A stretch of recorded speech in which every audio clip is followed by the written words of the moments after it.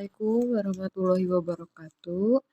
Saya Diara Ariandira dari Fakultas Hukum semester 2. Dengan pertemuan ke-11 ini dan NPM saya 7420121172. Dalam pertemuan ke-11 ini kita membahas tentang kesengajaan tidak berwarna. Untuk dapat dipidana, pelaku cukup hanya dengan menghendaki perbuatannya dan tidak diharuskan mengetahui atau menyadari bahwa perbuatan dilarang dan diancam dengan pidana.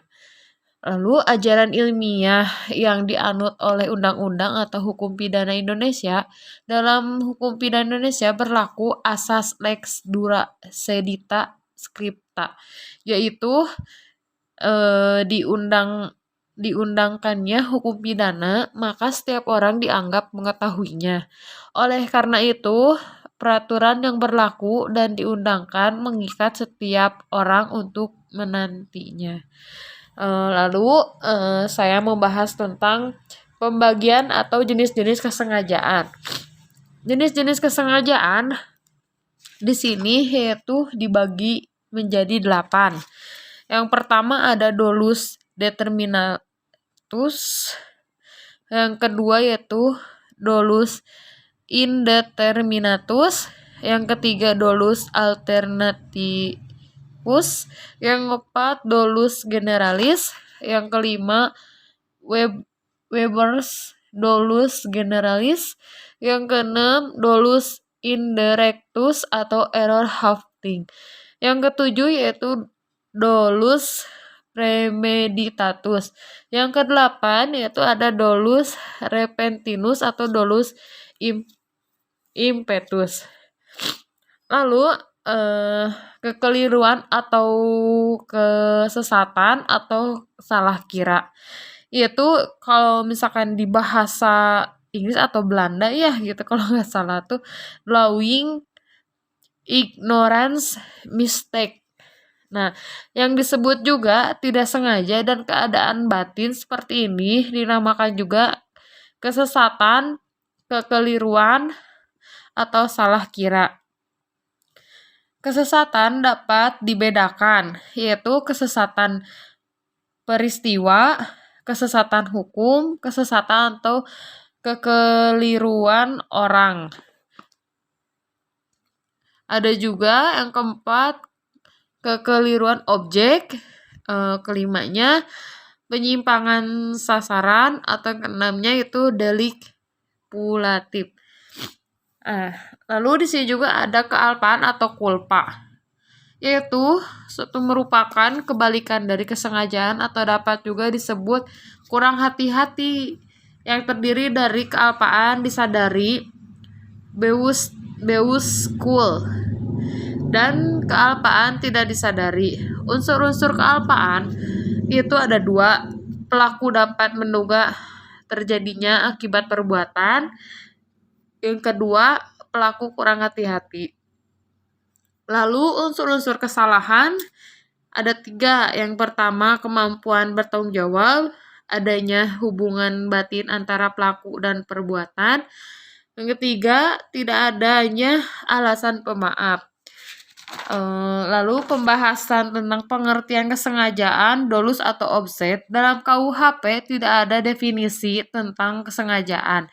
Tetapi dalam MVT kesengajaan diartikan dengan menghendaki dan mengetahui.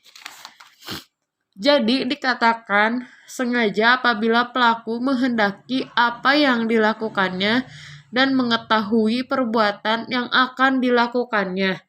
Itu seperti atas dasar pelaku mempunyai kehendak untuk mewujudkan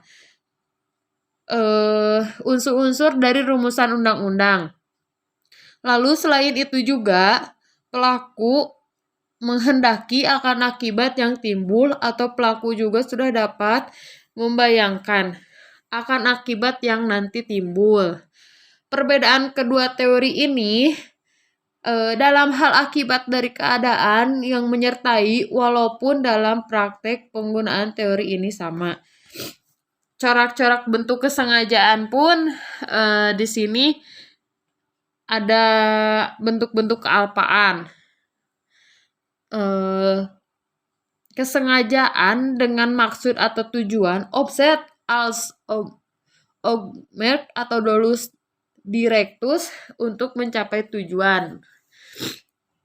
Yang tadi saya katakan tentang bentuk-bentuk kealpaan itu terbagi ada 4, culpa lata, culpa lepis, bewusste skud, onbewusste skud.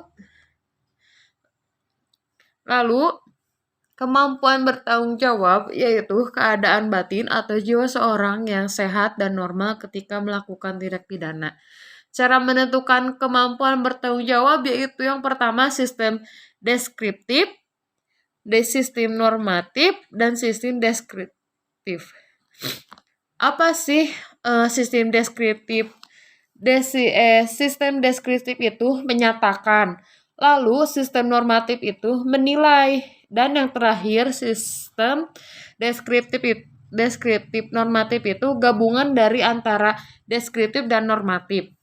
Lalu KUHP Indonesia menganut sistem yang ketiga yaitu deskriptif normatif dengan alasan.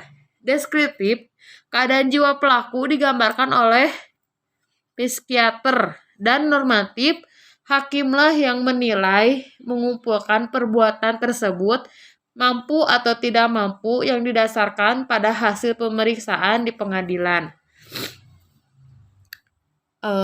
Lalu tidak mampu bertanggung jawab untuk sebagiannya tuh ada suatu keadaan tertentu dari pelaku yang disebabkan keadaan jiwa sehingga untuk sebagian dinyatakan tidak mampu bertanggung jawab.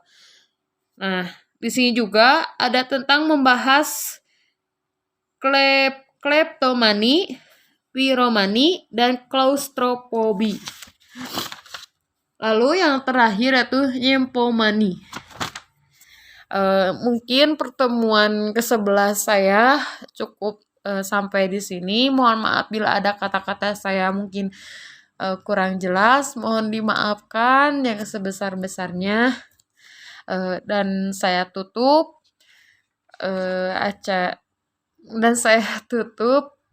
review pertemuan 11 ini. Cukup sekian dari saya. Wassalamualaikum warahmatullahi wabarakatuh.